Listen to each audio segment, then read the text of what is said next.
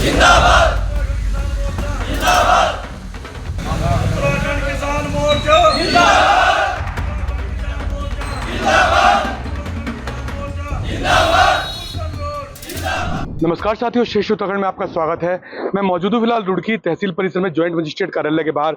बात की जाए, आज यहाँ उत्तराखंड किसान मोर्चा के बैनर तले किसान जो है यहाँ आज धरने पर बैठ चुके हैं। अनिश्चितकालीन धरना है, 4 सूत्रीय मांगे जो है किसानों के द्वारा बताई जा रही है।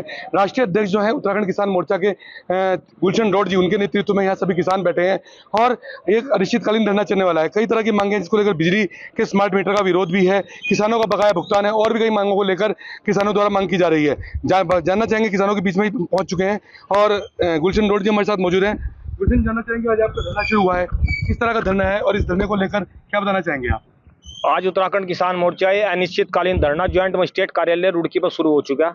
हमारा जो मुख्य मुद्दा उसमें यह है कि जिस तरीके से बिजली विभाग के द्वारा स्मार्ट मीटर लगाए जाने की तैयारी की जा रही है, हमारा सरकार से कहना यह है कि किसानों की जो फसलें, हरिद्वार किसान बाहुल्य क्षेत्र है और यहाँ पर गन्ना मेन किसान की फसल है, तो गन्ने की फसल का जो पैसा वो लगभग 1 से 1.5 साल के बाद आता है। तो ऐसे में किसान अपना 15 दिन में, 20 दिन में, 1 महीने में स्मार्ट मीटर को रिचार्ज कैसे करा पाओगा? जो नौकरी पैसे वाले लोग हैं, जो व्यापार करने वाले लोग हैं, उनको तो हर रोज पैसे आ रहे हैं, हर महीना पैसे आ रहे हैं, वे तो अपना रिचार्ज करा लेंगे। एक आम किसान जो गन्ने पर आधारित है, गन्ने की खेती पर आधारित है, धान की या गेहूं की खेती पर आधारित है, वो हर महीने पैसा कहां से लाओगा? अभी तक तो यह है कि किसान पेनल्टी देकर अपना 2 महीने में, 6 महीने में, 1 साल में अपना बिजली का बिल जमा करा लेता था। अब ये स्मार्ट मीटर तो जिस टाइम पैसे खत्म उसी टाइम स्मार्ट मीटर बिजली बंद घर की। तो ऐसे स्थिति में किसान को यह बिजली देने से वंचित करना यहाँ की सरकार चाह रही है। इसे किसान किसी सूरत में भेदभावपूर्ण जो रवैया सरकार का किसी सूरत में बर्दाश्त नहीं करेगा। स्मार्ट मीटर अगर न लगाने तो ये अपने देहरादून में लगाओ, ये अपने जो सरकारी नौकरी करने वाले जो इनके अधिकारी कर्मचारी बैठे शहर में लगाओ, रुड़की में लगाओ, हरिद्वार में लगाओ। देहात में किसी सूरत में स्मार्ट मीटर को बर्दाश्त नहीं किया जाएगा। दूसरी बात की जाए, अन्नदाता कहे जाने वाले किसान लगातार प्रदर्शन कर रहे हैं। किसी मुद्दों की बात करें, जैसे कि आपका बकाया गन्ना भुगतान का एक मुद्दा है जो 4 सूत्रीय मांगों को बताया गया है, लेकिन कहीं ना कहीं अभी तक कोई भुगतान बकाया नहीं हो पाया। कई संगठनों के द्वारा आंदोलन किया गया है, तो क्या कहना चाहेंगे कि सरकार क्यों नहीं इस ओर ध्यान देती है? सरकार इस ओर ध्यान इसलिए नहीं देती है, पक्ष और विपक्ष की नुरा कुश्ती, इसमें पक्ष और विपक्ष दोनों मिले हुए। आप एक बात बताओ, हरिद्वार के लोगों ने बीजेपी सरकार से तंग आकर हरिद्वार जिले में सारे के सारे विपक्ष के विधायक चुने थे। अब विपक्ष के विधायकों को ये बताओ, हम तो चुने लगभग 2.5 साल हो चुके, हमें लाभ हुआ क्या हरिद्वार के लोगों को? एक बात बताओ, इकबालपुर शुगर मिल का 100 कुछ करोड़ रुपए बकाया चल रहा है, ये केवल नोटंकी करके वहां से विधानसभा में क्वेश्चन लगाकर भुगतान हो जाएगा? क्या कर रही है ये किसानों के बीच में आ रहेगा? ये एसी रूम में बैठ कर, एसी गाड़ियों में घूमकर ये कार्य हम किसान की बात कर रहे हैं। ये किसान का बेवकूफ बनाना विपक्ष के विधायक भी बंद कर दो। ये किसान अच्छी तरीके से समझ चुका है, जिस तरीके से ड्रामेबाजी कर रहे हैं, केवल महज एक ड्रामेबाजी। ये सड़कों पर आकर आंदोलन क्यों नहीं कर रहे विपक्ष के विधायक? ये विधायक केवल ऐसी गाड़ियों में घूमने के लिए, ऐसी कमरों में बैठने के लिए चुने थे क्या? वो तो फिर भाजपा के विधायक थे ही थे। यहाँ इनसे उम्मीदें थी हरिद्वार के लोगों को, विपक्ष के लोगों से उम्मीदें थी, पर हरिद्वार के लोगों की उम्मीदों पर विपक्ष भी यहाँ का खरा नहीं उतर रहा। सरकार तो ये है ही है किसान विरोधी। इसको लेकर तो आप देख रहे हो केंद्र सरकार के खिलाफ, राज्य सरकार के खिलाफ लगातार किसान 10 वर्षों आंदोलित है, पर विपक्ष भी अपने जो उम्मीद थी किसान को, उस पर खरा नहीं उतरा यहाँ का। 4 सूत्रीय मांगे जो आपकी मुख्यतः क्या मांगे हैं, इनके बारे में आप बताना चाहेंगे? हमारा नंबर 1 पर स्मार्ट मीटर देहात क्षेत्र में किसी सूरत में नहीं लगने देंगे।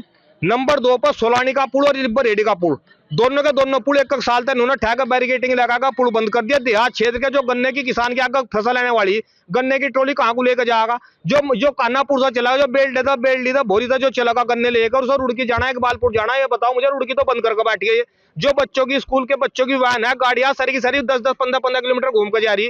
तो ये जो रुड़की पूरे विश्व विख्यात शहर है इस देश का, उस ऐसे शहर का पुल जो मुख्य मार्ग हो, मुख्य पुल हो, वही बंद हो गया हो, तो ये बताओ इस देश की, इस प्रदेश की सरकार सो कहां रही? और इस प्रदेश का विपक्ष, इस देश का, इस हरिद्वार जिले के जो विधायक है ये 11, ये सो कहां रहे? हम इनसे पूछना चाह रहे हैं, कर क्या रहे?